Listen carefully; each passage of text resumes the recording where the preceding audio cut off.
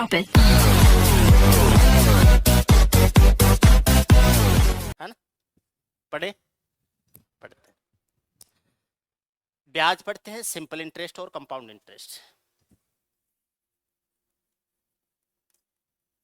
Simple interest और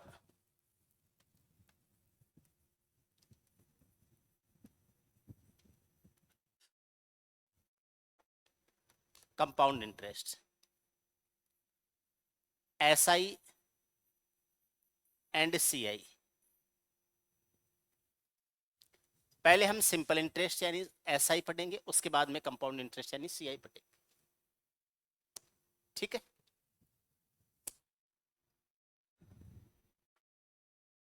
SI क्या होता है? P का RT% होता है। P मूलधन होता है। 1 साल का ब्याज है तो P का R% हो जाएगा। 2 साल का ब्याज है तो P का 2R% हो जाएगा, या ऐसे भी लगा सकता हूं, PR%। 2 साल में P का 2R%, 3 साल में P का 3R%, 4 साल में P का 4R%, तो T वर्ष में P का TR% हो जाएगा। परसेंट को अगर आप संख्या में लिखना चाहें, P का परसेंट को संख्या में लिखना चाहें तो ये हो जाएगा PTR/100 हो जाएगा, या ऐसे भी कह सकते हैं PRT/100 हो जाएगा। और यही आपके सिंपल इंटरेस्ट यानी SI का फॉर्मूला बनता है। SI सिंपल इंटरेस्ट बराबर होता है PRT/100। PRT/100 होता है। P प्रिंसिपल यानी मूलधन के लिए यूज होता है। R रेट ऑफ इंटरेस्ट यानी दर के लिए यूज होता है। T टाइम ऑफ इन्वेस्टमेंट यानी समय के लिए यूज होता है। SI होता है साधारण ब्याज। तो पहली बात तो ये देखनी है, SI बराबर PRT/100 हो जाएगा। इसको ऐसे भी लिखा जा सकता है समुद्र/100। समुद्र जानते हो, स यानी समय, मू यानी मूलधन और दर, समय मूलधन दर बट्टे 100, समुद्र/100 या PRT/100 होता है। SI बराबर PRT/100। P मूलधन है, R ब्याज की दर है, T समय है, बट्टे 100 हो जाएगा। यहां तक क्लियर है? बेसिक फॉर्मूला है, आपको याद रखना ही होगा ये। SI बराबर PRT/100। 1 साल का ब्याज R%, 2 साल का 2R, 3 साल का 3R, तो T साल का कितना हो जाएगा? TR%। TR% है, परसेंट हटाते हो तो 100 का भाग देना पड़ता है, इसलिए बट्टे 100 आ जाएगा। PRT/100 या PTR/100, PRT/100 मूलधन गुणा दर गुणा समय बट्टे क्या आ जाएगा? 100 आ जाएगा। SI बराबर PRT/100 है, PRT बराबर 100 गुणा SI हो जाएगा। P बराबर 100 गुणा SI बट्टे RT हो जाएगा। R बराबर 100 गुणा SI बट्टे PT हो जाएगा। और T बराबर 100 गुणा SI बट्टे PR हो जाएगा।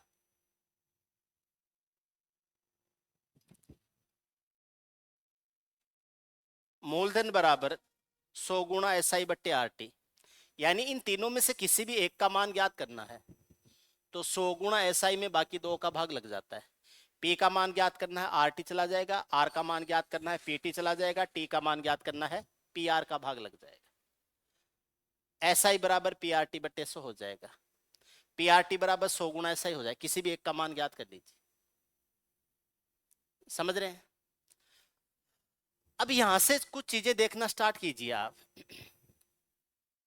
ये बेसिक फॉर्मूला है और इसी से मैं आपके आधे सवाल इसी से करवा देता हूं। आपको देखना कौन कौन सी राशियां आपस में प्रोपोर्शनल होती हैं, कौन कौन सी राशियां आपस में इनवर्सली प्रोपोर्शनल होती हैं। ऐसा ही है वो पी के प्रोपोर्शनल है, ऐसा ही है वो टी के भी प्रोपोर्शनल है, और ऐसा ही है वो आर के भी प्रोपोर्शनल है, तीनों के प्रोपोर्शनल है। एक के प्रोपोर्शनल कर रहे हो तो बाकी दो को कांस्टेंट लेना पड़ेगा। मैं कह सकता हूं ऐसा ही प्रोपोर्शनल टू पी हो जाएगा। साधारण ब्याज है वो मूलधन के समानुपाती होता है। ये कब होता है? जब आर और टी कांस्टेंट होते हैं, यानी आर और टी में कोई चेंज नहीं किया जाता है, तो जो साधारण ब्याज है वो मूलधन के समानुपाती होता है। ऐसे ही कह सकता हूं ऐसा ही है वो आर के प्रोपोर्शनल होता है। ये होता है जब पी और टी ये कांस्टेंट होते हैं। आ जाओ, पी और टी कांस्टेंट होते हैं तब। और मैं ये कह सकता हूं कि सिंपल इंटरेस्ट है वो टाइम टी के प्रोपोर्शनल होता है। ये होता है जब पी और आर है ये कांस्टेंट होते हैं तब। कांस्टेंट होने का मतलब इनमें कोई चेंज नहीं होना। अगर ब्याज की दर और समय में कोई परिवर्तन नहीं होता है तो मूलधन है, जो ब्याज है वो मूलधन के समानुपाती होता है। मूलधन को 10% बढ़ा दो, ब्याज 10% ज्यादा मिलेगा। मूलधन को 10% कम कर दो, ब्याज भी 10% कम हो जाएगा। मूलधन को दुगुना कर दो, ब्याज भी दुगुना हो जाएगा। मूलधन है वो x अनुपात y में है तो ब्याज भी x अनुपात y में होगा। समझ रहे हैं आप? ऐसे ही ब्याज है वो दर के समानुपाती होता है। दर को x% बढ़ा दो, ब्याज भी x% बढ़ जाएगा। दर को x% घटा दो, ब्याज भी x% घट जाएगा। दर को दुगुना कर दो, ब्याज दुगुना हो जाएगा। दर को आधा कर दो, ब्याज आधा हो जाएगा। दर को x बट्टे वाई कर दो तो ब्याज है वो भी x बट्टे वाई हो जाएगा पहले की तुलना में।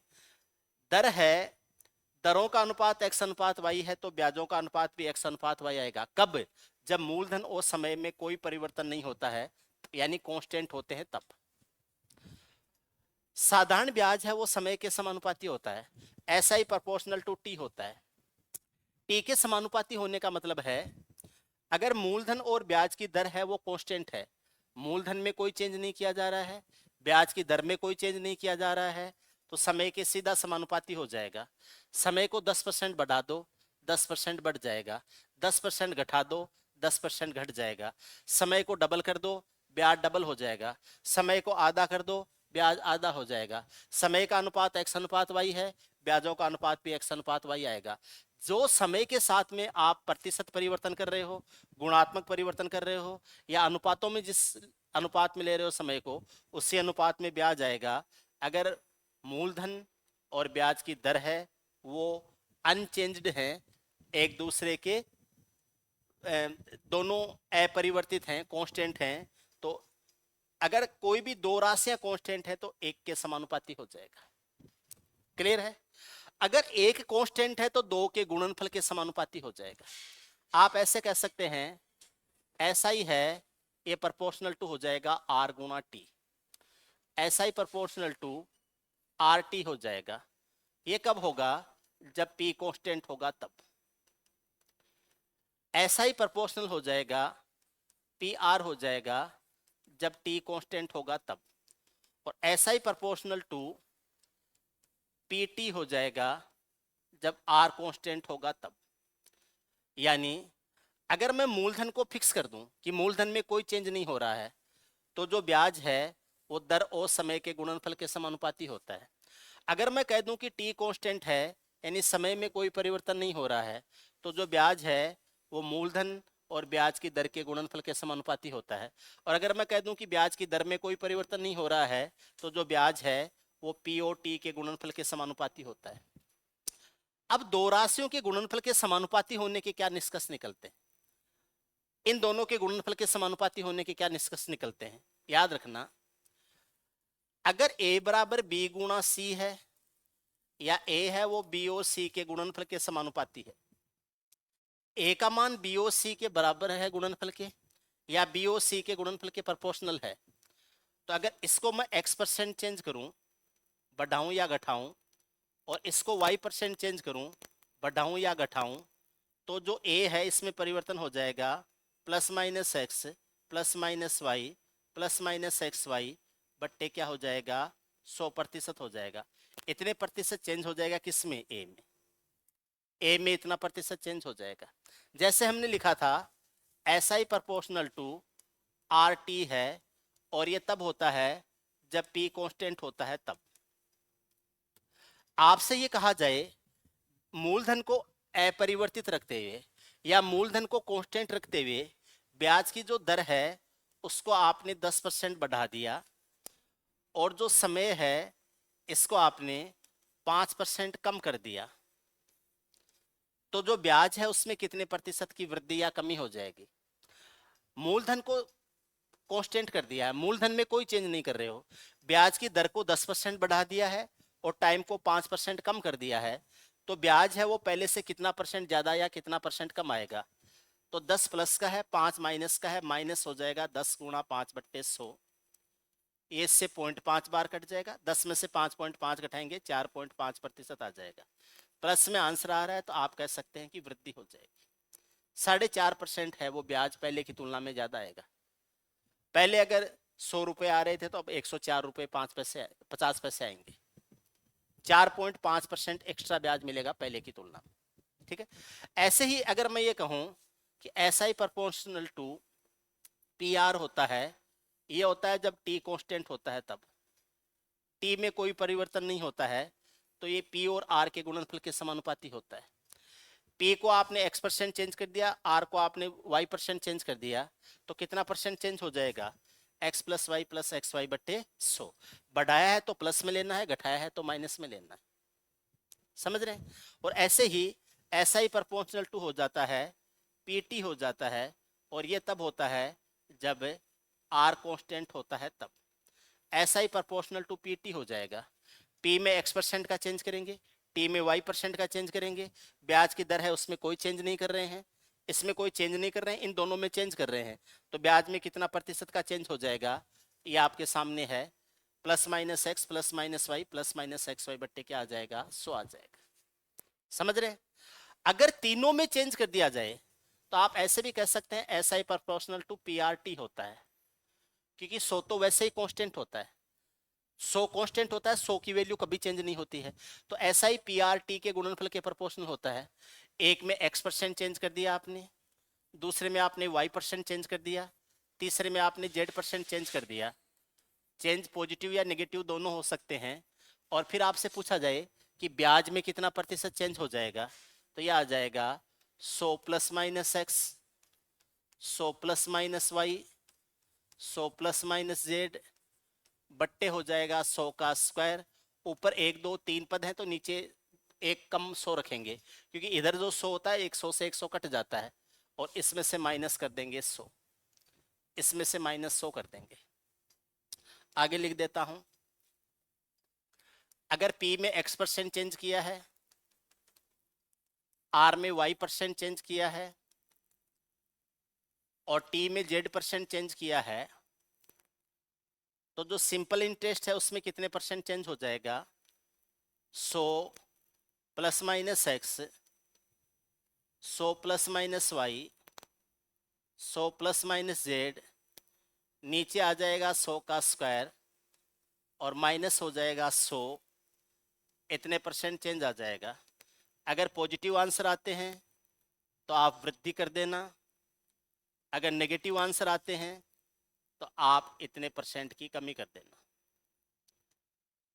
इस कंसेप्ट को समझो, मैं आपको एक दो एग्जांपल से समझा देता हूं, समझ में आ जाएगा। आपको न तो मूलधन दिया गया है, न ब्याज की दर दी गई है, न समय दिया गया है। आपको सिंपल ये दे दिया, मूलधन को 20% बढ़ा दिया, दर को 10% बढ़ा दिया, और जो समय है उसको 25% घटा दिया। मूलधन को 20% बढ़ा दिया, ब्याज की दर को 10% बढ़ा दिया, समय को 25% कम कर दिया। आपसे पूछा जाता है ब्याज है उसमें कितने परसेंट की वृद्धि या कितने परसेंट की कमी हो जाएगी, ब्याज कितना परसेंट ज्यादा या कितना परसेंट कम मिलेगा। क्लियर है। तो यहां पर क्या हो जाएगा, 20 प्लस करना है इसलिए 100 में 20 जोड़ेंगे 120 हो जाएगा, 10 जोड़ेंगे 110 हो जाएगा, 25 घटाएंगे तो 75 हो जाएगा, नीचे आ जाएगा 100 गुणा 100। ऊपर 3 पद हैं तो नीचे 100 2 बार ही लेना है, और इसमें से माइनस हो जाएगा 100। 25 का तिगुना 75 होता है, 25 का चौगुना 100 हो जाएगा। 1 0 2 0 1 0 2 0, 4 से 12 3 बार कटेगा, 3 बार हो जाएगा। 33 का तिगुना 99 होता है, 99 माइनस 100 हो जाएगा, माइनस का 1 आएगा, -1% हो जाएगा। -1% का मतलब होता है 1% कमी। आप कह सकते हैं ब्याज में कितने परसेंट की वृद्धि या कमी हो जाएगी? आपका आंसर हो जाएगा 1% की कमी हो जाएगी। ब्याज में 1% की कमी हो जाएगी। अगर आप तीनों में प्रतिशत परिवर्तन करते हो तो इस तरीके से आपके ब्याज में प्रतिशत वृद्धि या प्रतिशत कमी ज्ञात की जा सकती है। अगर तीनों में चेंज करते हो तब, तीनों में चेंज करते हो तब तो ये हो जाएगा। ठीक है। अगर तीनों ही कांस्टेंट नहीं है, तीनों में चेंज किए जा सकते हैं, तो आपको इस तरीके से ज्ञात करना है। 20% वृद्धि है 120 लिख दो, 10% वृद्धि 110 लिख दो, 25% कमी है तो 100 में से 25 उठा के 75 लिख दो। ऊपर 3 पदों में आया है तो नीचे 2 बार ही 100 लेना है। 100 यहाँ होता है वो कट जाता है इसलिए कम ले रहा हूँ नीचे, और माइनस हो जाएगा 100। इस कैलकुलेशन का रिजल्ट आया 99। 99 में से 100 घटाएंगे तो माइनस का 1 आएगा। माइनस का 1 आने का मतलब है 1% की कमी हो जाएगी ब्याज में। ब्याज 1% कम आएगा। समझ रहे हैं ना आप? ठीक। अगर मैं कहूं कि दो में ही चेंज होता है, जैसे ऐसा ही प्रोपोर्शनल टू आर टी होता है, ये होता है जब पी कांस्टेंट होता है तब। आपको ये कह दिया मूलधन में कोई परिवर्तन नहीं किया गया, मूलधन को अपरिवर्तित रखते हुए, मूलधन में कोई चेंज नहीं किया गया है, ब्याज की दर है उसको 10% बढ़ा दिया, और जो समय है उसको 15% बढ़ा दिया। ब्याज की दर को 10%, या ऐसे कर दो, ब्याज की दर है इसको 15% बढ़ा दिया, और समय है इसको 5% कम कर दिया, समय को 5% कम कर दिया। ब्याज में कितनी वृद्धि या कमी हो जाएगी? ठीक है। पी को कांस्टेंट रखा है, मूलधन को परिवर्तित नहीं किया गया है, ब्याज की दर को 15% बढ़ा दिया है, समय को 5% बढ़ा दिया है। ब्याज कितना परसेंट ज्यादा आएगा? तो ये प्लस के 15 है, माइनस का 5 है, माइनस हो जाएगा 15 गुणा 5/100 आ जाएगा। 15 5 75 होता है, 0.75 आ जाएगा। 15 में से 5.75 घटेगा, 9.25% प्लस में आ जाएगा। आप कह सकते हैं कि 9.25% की वृद्धि हो जाएगी। 9.25% है, ये ब्याज में वृद्धि हो जाएगी। ऐसे ही ऐसा ही प्रोपोर्शनल टू पी आर होता है, ये होता है जब टी कांस्टेंट होता है तब। तो यहां पर पी और आर में परिवर्तन किए जा सकते हैं, वैसे ही कैलकुलेशन होगी। जैसे इसको 15% बढ़ा दिया, इसको 5% घटा दिया, तो प्लस का 15 माइनस का 5, -15 गुणा 5/100 आ जाएगा। और ऐसे ही ऐसा ही प्रोपोर्शनल टू पी टी होता है, और ये होता है जब आर कांस्टेंट होता है तब, यानी ब्याज की दर में कोई परिवर्तन नहीं हो रहा है, तो ऐसा ही प्रोपोर्शनल टू पी टी हो जाएगा। पी को आपने x% चेंज किया, टी को आपने y% चेंज किया, तो कुल कितना परसेंट चेंज हो जाएगा? +-x +-y +-xy/100। जैसे इसको आपने 20% बढ़ा दिया, और इसको आपने 10% घटा दिया। मूलधन को 20% बढ़ा दिया, समय को 10% घटा दिया, ब्याज की दर में कोई परिवर्तन नहीं किया गया है, ब्याज में कितना प्रतिशत कमी या कितने प्रतिशत की वृद्धि हो जाएगी? 20 प्लस का है, 10 माइनस का है, -20 गुणा 10/100 आएगा। एक प्लस में हो एक माइनस में हो तो यहाँ माइनस आता है, ये 2 जीरो से 2 जीरो कट जाएंगे, 10 से 2 12, 20 में से 12 घटेगा, 8% प्लस का आ जाएगा। 8% प्लस का आने का मतलब 8% की क्या हो जाएगी? वृद्धि हो जाएगी। अगर तीनों में चेंज करते हो तो आपको ये तरीका लगाना है, तीनों को 100 में जोड़ के, वृद्धि है तो जोड़ के, कमी है तो घटा के। ऊपर 3 पदों में लिख रहा है तो नीचे 2 बार ही 100 लिखना, -100 कर देना, प्लस में आंसर आ रहा है वृद्धि कर देना, माइनस में आंसर आ रहा है कमी कर देना। अगर किन्हीं दो में चेंज हुआ है तो तरीका हो जाएगा +-x +-y plus minus X Y बट्टे क्या हो जाएगा 100। वृद्धि हुई है तो उनको प्लस में लेना, कमी हुई है तो उसको माइनस में लेना। दोनों प्लस प्लस में ले रहे हो तो यहाँ भी प्लस रहेगा, दोनों माइनस माइनस में ले रहे हो तो यहाँ माइनस माइनस हो जाएगा, लेकिन यहाँ प्लस हो जाएगा। एक को प्लस में ले रहे हो, एक को माइनस में ले रहे हो, तो एक प्लस में रहेगा दूसरा माइनस में रहेगा, लेकिन यहाँ क्या हो जाएगा माइनस हो जाएगा। इतने परसेंट की वृद्धि या कमी ज्ञात कर सकते हैं किसी दो में या तीनों में चेंज होने के कारण। ठीक है, अगर दो को कांस्टेंट कर दिया जाता है तो एक के समानुपाती होता है। दो को कांस्टेंट कर दिया जाता है, जैसे S I proportional to P होता है। ये होता है जब R and T and R constant, T और आर है ये कांस्टेंट हो, तो साधारण ब्याज है वो मूलधन के समानुपाती होता है। मूलधन को x% बढ़ा दो तो x% बढ़ जाता है, x% घटा दो तो x% बढ़ाओगे तो x% बढ़ जाएगा, x% घटाओगे तो x% घट जाएगा। मूलधन को 10% बढ़ा दो, ब्याज भी 10% बढ़ जाएगा, क्योंकि एक के ही समानुपाती हो रहा है, तो जैसा उसमें परिवर्तन कर रहे हो वैसा का वैसा परिवर्तन हो जाएगा। इसको 10% बढ़ाओ ये 10% बढ़ जाएगा, 10% घटाओ 10% घट जाएगा।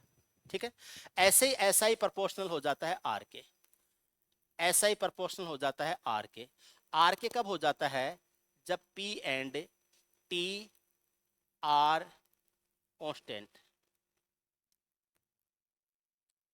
पी और टी कांस्टेंट हो जाते हैं, यानी मूलधन में और समय में कोई परिवर्तन नहीं किया जा रहा है। साधारण ब्याज है वो दर के समानुपाती हो जाएगा। दर को x% बढ़ा दो, ब्याज x% बढ़ जाएगा। दर को x% घटा दो, ब्याज x% घट जाएगा। दर को दुगुना कर दो, ब्याज दुगुना हो जाएगा। दर को तिगुना कर दो, ब्याज तिगुना हो जाएगा। ऐसे ही हो जाएगा। क्लियर है? ऐसे ही ऐसा ही प्रोपोर्शनल टू हो जाता है टी। ये कब होता है, जब पी एंड आर कांस्टेंट। मूलधन और ब्याज की दर जब कांस्टेंट होते हैं तो साधारण ब्याज है वो समय के समानुपाती हो जाता है। जैसा परिवर्तन समय में होता है वैसा का वैसा परिवर्तन ब्याज में हो जाता है। क्या ये बातें समझ में आ गई? ये अभी मैंने प्रतिशत परिवर्तन बताए हैं, गुणात्मक परिवर्तन भी होते हैं। जैसे मैं ये कहूं S I proportional to P R T, S I proportional to P R T, S I proportional to P R T. P को आपने एम गुणा कर दिया, आर को आपने एन गुणा कर दिया, और टी को आपने मान लो क्या करूं, टी को आपने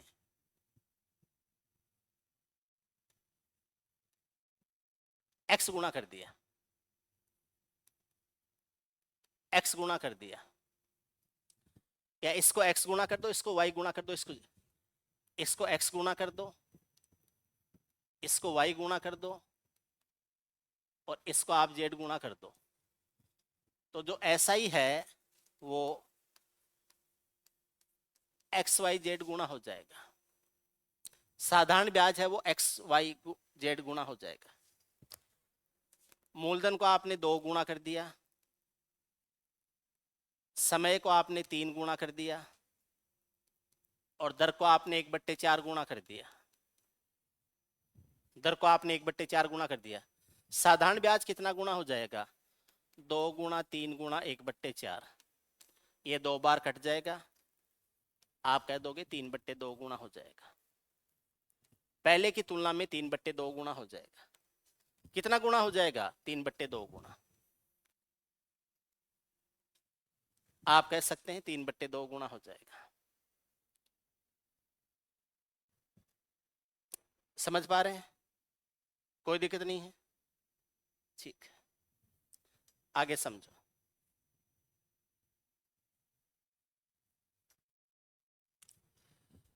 अगर मैं ये कह दूं S I proportional to P R T है,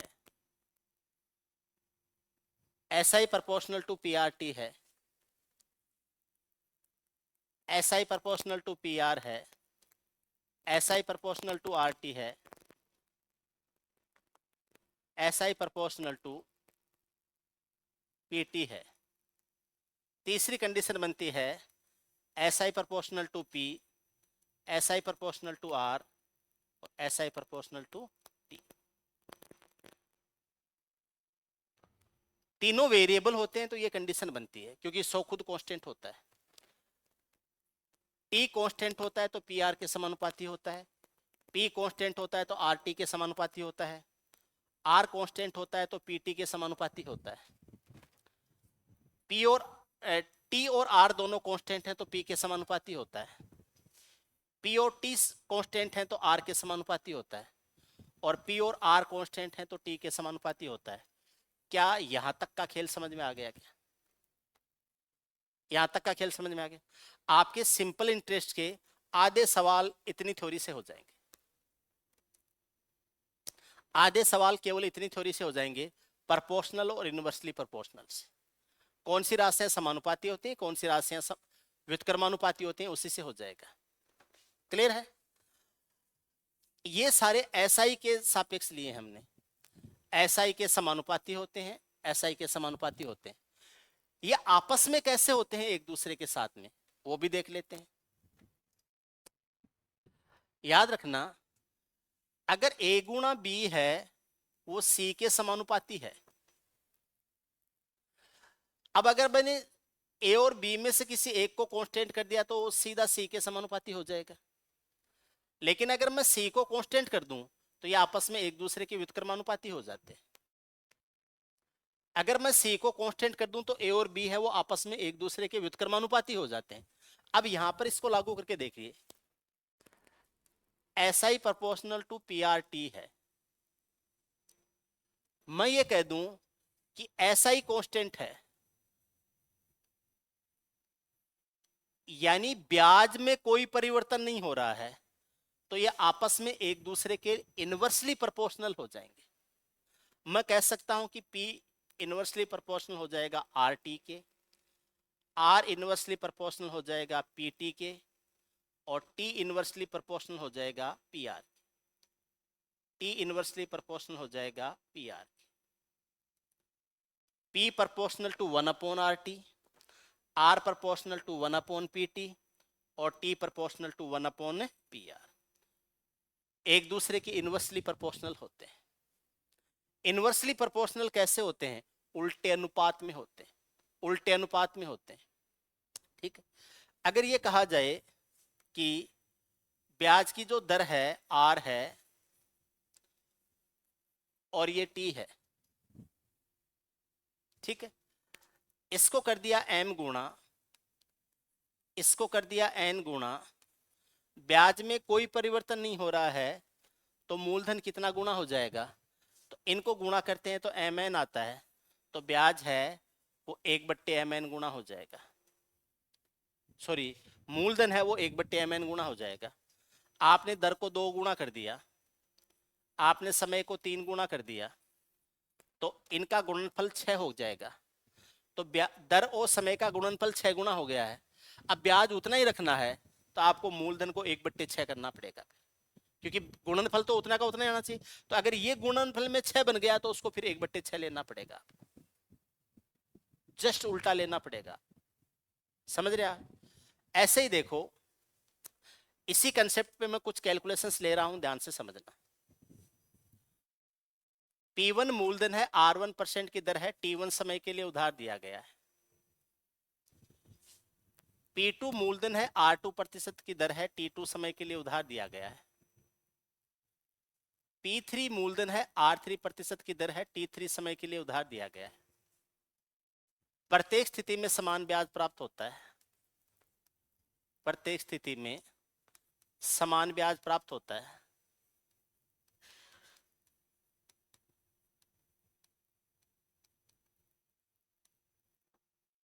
जितना ब्याज इनका आ रहा है उतना ही ब्याज इनसे आ रहा है, उतना ही ब्याज इनसे आ रहा है। इसका मतलब SI कांस्टेंट हो गया। कांस्टेंट का मतलब क्या होता है? जिसमें परिवर्तन नहीं हो। यहां जितना ब्याज है उतना ही ब्याज यहां है, उतना ही ब्याज यहां है। तीनों कंडीशंस में ब्याज बराबर है, ठीक है। और ये कह रहा है प्रत्येक स्थिति में समान ब्याज प्राप्त होता है, तो इनमें आपस में रिलेशन क्या होगा? ठीक है। मूलधनों का अनुपात क्या होगा, दरों का अनुपात क्या होगा और समय का अनुपात क्या होगा, ये पूछा है।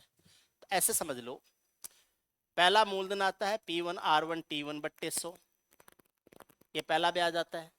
दूसरा ब्याज आता है P2R2T2/100 और तीसरा ब्याज आता है P3R3T3/100। तीनों स्थितियों में बराबर ब्याज आता है, तो ये 100 से 100 कट जाएंगे आपस में। आप कह सकते हो P1R1T1 बराबर P2R2T2 बराबर हो जाएगा P3R3T3। आपसे पूछे ब्याजों का, मूलधनों का अनुपात क्या होगा, तो मूलधनों का अनुपात पूछे, P1 अनुपात P2 अनुपात P3 पूछे, तो 1/R1T1 अनुपात 1/R2T2 अनुपात 1/R3T3 हो जाएगा। आपसे दरों का अनुपात पूछे, R1 अनुपात R2 अनुपात R3, तो 1/P1T1 अनुपात 1/P2T2 अनुपात 1/P3T3 हो जाएगा। और आपसे समय का अनुपात पूछे,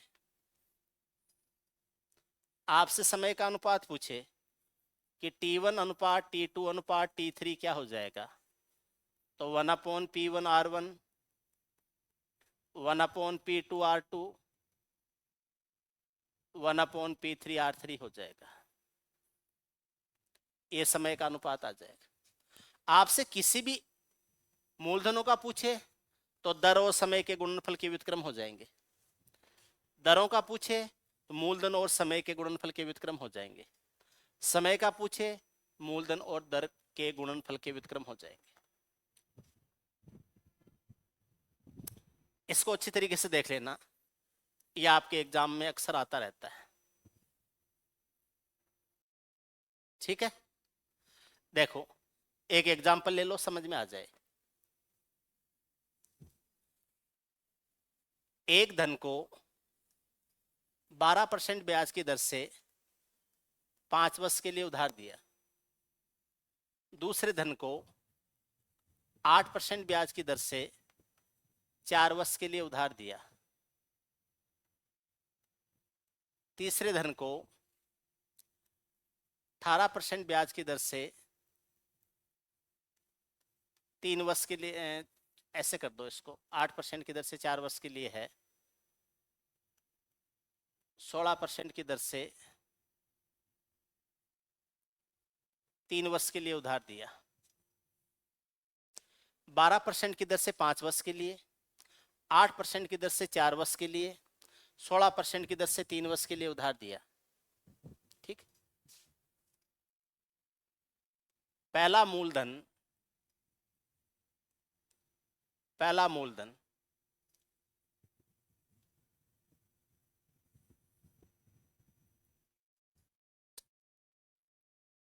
8,000 रुपये है,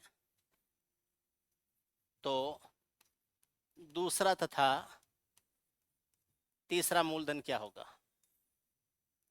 पहला मूलधन 8,000 रुपये है, तो दूसरा और तीसरा मूलधन क्या हो जाएगा। ऐसे सवाल पूछे जा सकते। ठीक है, दर और समय दे रखे हैं, दर और समय दे रखे हैं, दर और समय दे रखे हैं। तीनों स्थितियों में समान ब्याज प्राप्त होता है, तीनों स्थितियों में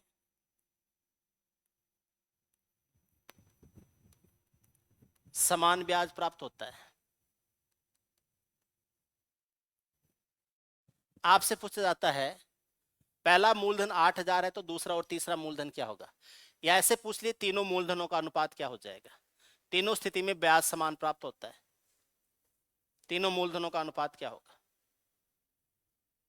ठीक है, अच्छी तरह समझना। 1/R1T1 करेंगे, 1/12 गुणा 5 आ जाएगा,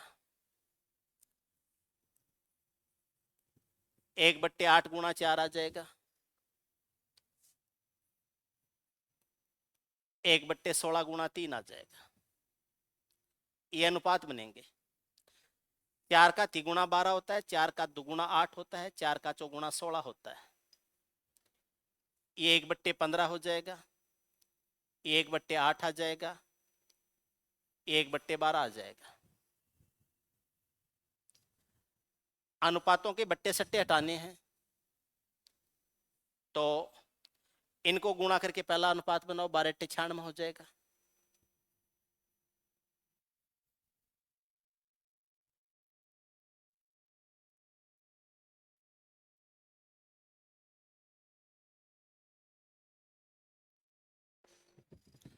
और तीसरा अनुपात लेना है तो इनको आपस में गुणा कर देंगे और 15 कितना आता है 120, यह आ जाएगा 120। ठीक है, इसको अपन कुछ और कर देंगे, 8000 की बजाय 4800 कर देते हैं ना, पहला मूलधन 4800, ताकि संख्या कट भी जाए। अब ये किस कॉमन संख्या से कटेंगी, 12 से कट जाएंगी, 12/96, 8000 भी ठीक ही था, पहला मूलधन 8। 12 से 15 गुना होता है और 12 से 10 गुना होता है, 8:15:10 आ जाएगा। 8 का मान 8000 है, 15 का मान 15000 और 10 का मान कितना आ जाएगा 10,000। तो दूसरा मूलधन है वो तो हो जाएगा 15,000 और तीसरा मूलधन है वो कितना हो जाएगा 10,000। याद रखना आपको, कभी भी आपसे ये पूछे समान ब्याज प्राप्त होता है, पहला मूलधन गुणा पहली दर, पहली दर गुणा पहला समय, दूसरी दर गुणा दूसरा समय और तीसरी दर गुणा तीसरा समय आता है। इनके व्युत्क्रम लेने हैं, 1/12 गुणा 5, 1/8 गुणा 4 और 1/16 गुणा 3। इनका रेशो लेना है, कैलकुलेट कर लीजिए, 8:15:10 आ जाएगा। अब 8:15:10 है, 8:15:10 है, इसको अगर अनुपातों के हिसाब से बांटेंगे तो 8 का मान 8000, 15 का मान 15000 और 10 का मान कितना आ जाएगा 10,000। ये इनके मूलधन आ जाएंगे, ये मूलधनों का अनुपात हो जाएगा। ऐसे ही आपको दर और समय दिए जा सकते हैं और फिर आपसे दर और मूलधन दिए जा सकते हैं, समय का अनुपात पूछा जा सकता है, या फिर मूलधन और समय दिए जा सकते हैं, दरों का अनुपात पूछा जा सकता है। ठीक है, याद रखना समान ब्याज प्राप्त होता है तब ये कंडीशन बनेगी। क्लियर है, पक्का? अब इसको थोड़ा सा चेंज करते हैं, सवाल यही पूछ कर रहे हैं हम, लेकिन सोचने का तरीका चेंज करेंगे। हम थोड़ा दूसरे तरीके से सोचेंगे। याद रखना,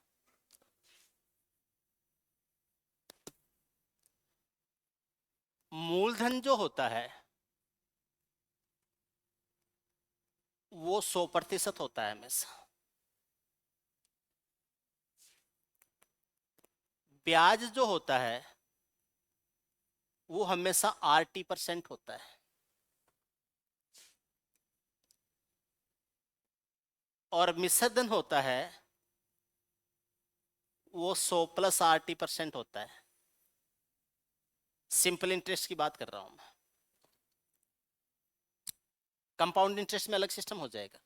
सिंपल इंटरेस्ट में मूलधन 100% होता है, ब्याज है वो 80% होता है, मिश्रधन 100+80% होता है।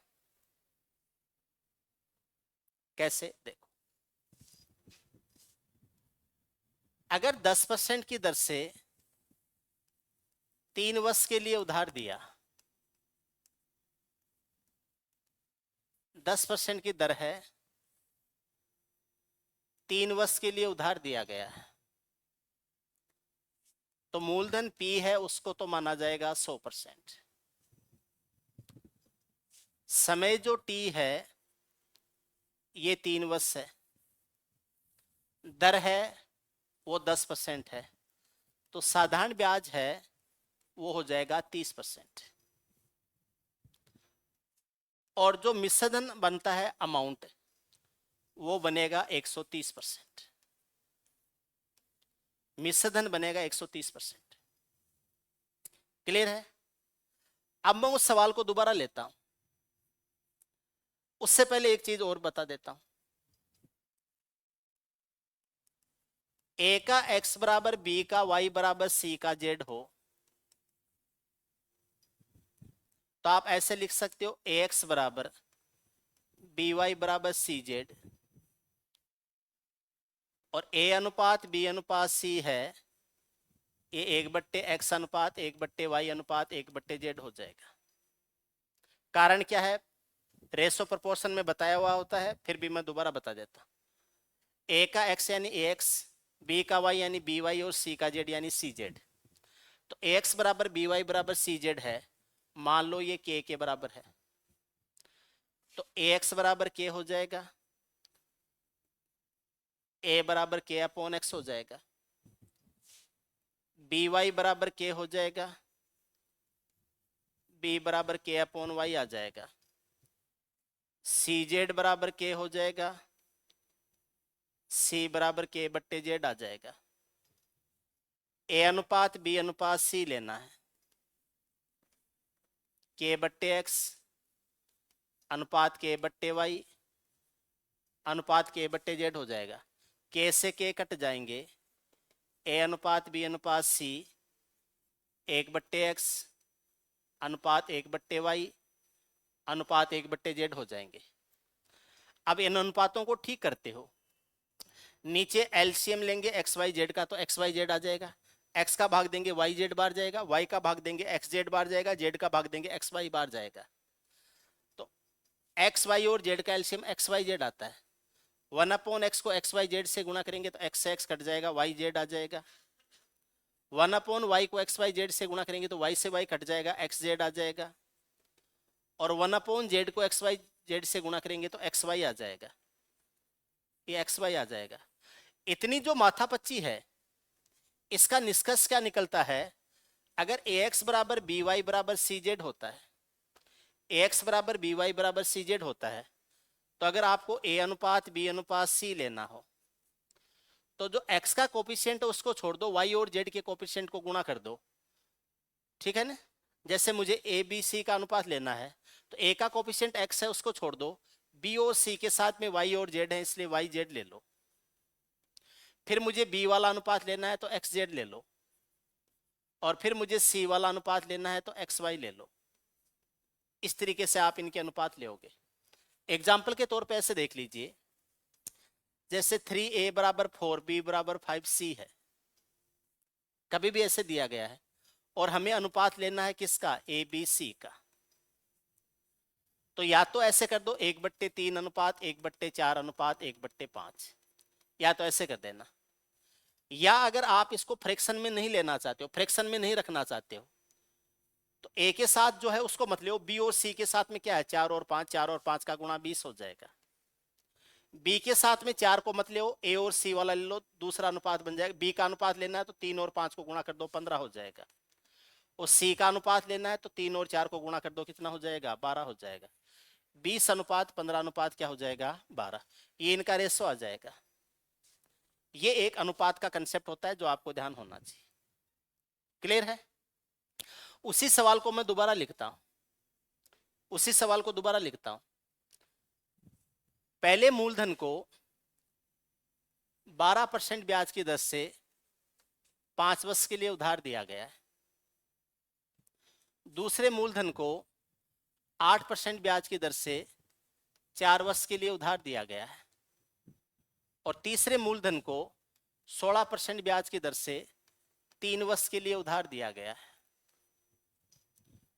तीनों स्थिति में समान ब्याज प्राप्त होता है,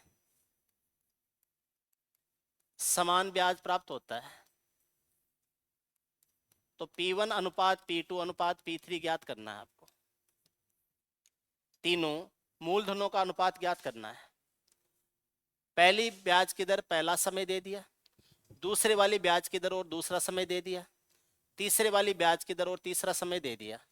तीनों स्थितियों में ब्याज बराबर आता है। आपसे पूछा गया है तीनों मूलधन का रेशो क्या होगा। तीनों मूलधन का रेशो पूछा है। कभी भी ऐसा सवाल पूछे मैं डायरेक्ट बता देता हूं। 12 का 5 गुना कितना होगा? 60। 8 का चौगुना कितना होगा? 32। और 16 का तिगुना कितना होगा 48। तो 12 का 5 गुना 60, पहले का तो 60%। 8 का चौगुना 32, दूसरे का 32%। 16 का तिगुना 48, तीसरे का 48%। ये आपस में बराबर है।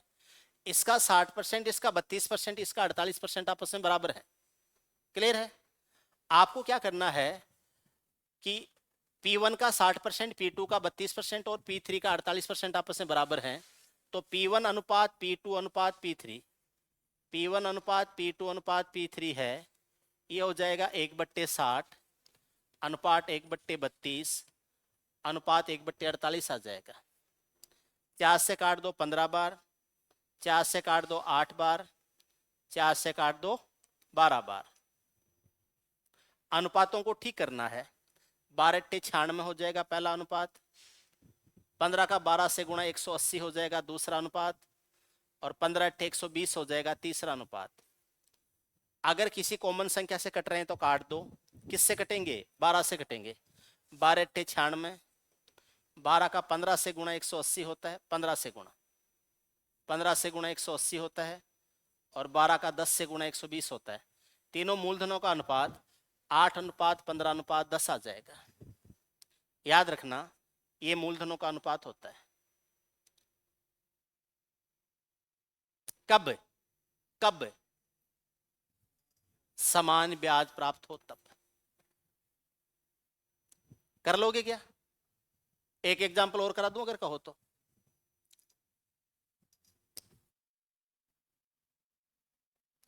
पंद्रह % ब्याज की दर से 2 वर्ष का, 5% ब्याज की दर से 4 वर्ष का,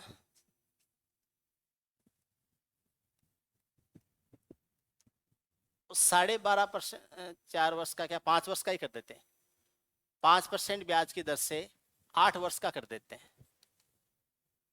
और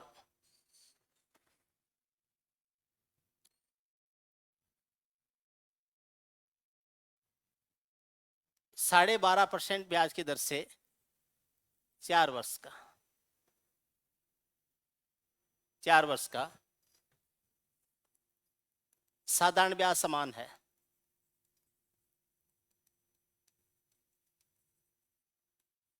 मूलधनों का अनुपात क्या होगा? मूलधनों का अनुपात क्या होगा?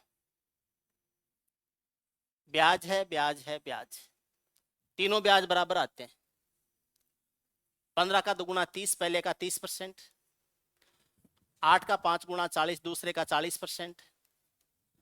12.5 का चौगुना होता है 50, तीसरे का 50%। ये आपस में बराबर है। P1 का 30%, P2 का 40% और P3 का 50% आपस में बराबर हैं। P1 अनुपात P2 अनुपात P3 1/30, 1/40, 1/50 आ जाएंगे। ये इससे कट जाएगा।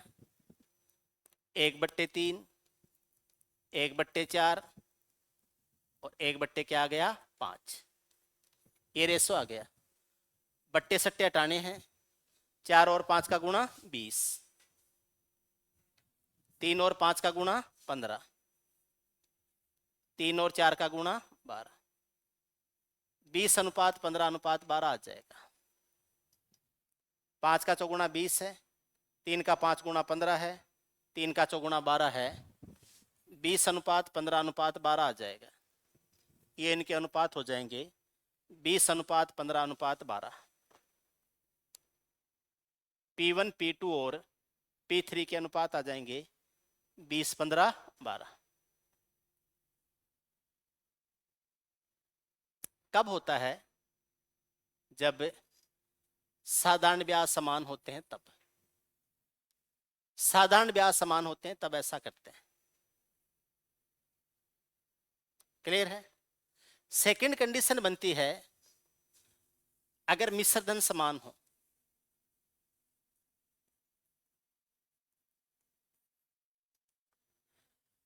पंद्रह % की दर से 2 वर्ष के लिए, 5% की दर से 8 वर्ष के लिए, 12.5% की दर से 4 वर्ष के लिए उधार देने पर समान मिश्र धन प्राप्त होता है, मिश्र धन समान प्राप्त होते हैं। आपसे पूछा जाता है मूलधनों का अनुपात क्या हो जाएगा। पहले वाले सवाल में क्या था, साधारण ब्याज समान प्राप्त होता है। अब सवाल क्या बन गया है, मिश्र धन समान प्राप्त होता है। अब पूछ लिया जाता है मूलधनों का अनुपात क्या हो जाएगा। तो आपको एकदम प्रैक्टिकल तरीका बता दूं, अगर ब्याज 30% आया तो मिश्र धन 130% होगा, क्योंकि मूलधन 100% होता है। ब्याज 40% आया है तो मिश्र धन होगा 140%, और ब्याज 50% आया है तो मिश्र धन होगा 150%। तो पहले का 130%, दूसरे का 140% और तीसरे का 150% आपस में बराबर है, ये आपस में बराबर है। ये P1 का है, ये P2 का है और ये P3 का है। तो अगर मुझे P1 अनुपात P2 अनुपात P3 लेना है, 1/130 आ जाएगा, 1/140 आ जाएगा, 1/150 आ जाएगा, ये आपस में कट जाएंगे। पहला अनुपात लेना है 14-15 को गुणा कर दो, दूसरा अनुपात लेना है तो 13-15 को गुणा कर दो, और तीसरा अनुपात लेना है तो 13-14 को गुणा कर दो। ये आपस में गुणा करनी है। 14 का 15 से गुणा करेंगे तो कितना आएगा, 210 आ जाएगा। 13 का 15 से गुणा करते हैं 195, और 13 का 14 से गुणा करते हैं तो कितना आएगा, है भाई 182 क्या, 210 अनुपात 195 अनुपात 182 आ जाएगा। ध्यान रखना ब्याज समान है, 1/30, 1/40, 1/50 यूज करना। मिश्र धन बराबर है तो 1/130, 1/140 और 1/150 यूज करना। क्लियर है, फॉर्मूले बना के दे दूं, ये बन जाएंगे। अगर ब्याज समान है तो P1 अनुपात P2 अनुपात P3 बराबर 1/R1T1 अनुपात 1/R2T2 अनुपात 1/R3T3। जैसे 10 का तिगुना 30 हुआ था, है ना, और यहाँ कितना हुआ था, 40 हुआ था ना। 8 का 5 गुना 40 हुआ था, और यहाँ पर 12.5 का 4 गुना 50 हुआ था। और अगर मिश्र धन समान है, मिश्र धन समान प्राप्त होता है, उस कंडीशन में P1 अनुपात P2 अनुपात P3 है, ये हो जाएगा 1/100 प्लस R1T1, 1/100 प्लस R2T2 अनुपात 1/100 प्लस R3T3। तब अनुपात आएंगे ये। आज हमने काफी चीजें पढ़ ली हैं, इन चीजों को एक बार घर जाके दोबारा पढ़ लेना, अच्छी तरीके से देख लेना, ठीक है। कल हम इनको फिर आगे बढ़ाएंगे।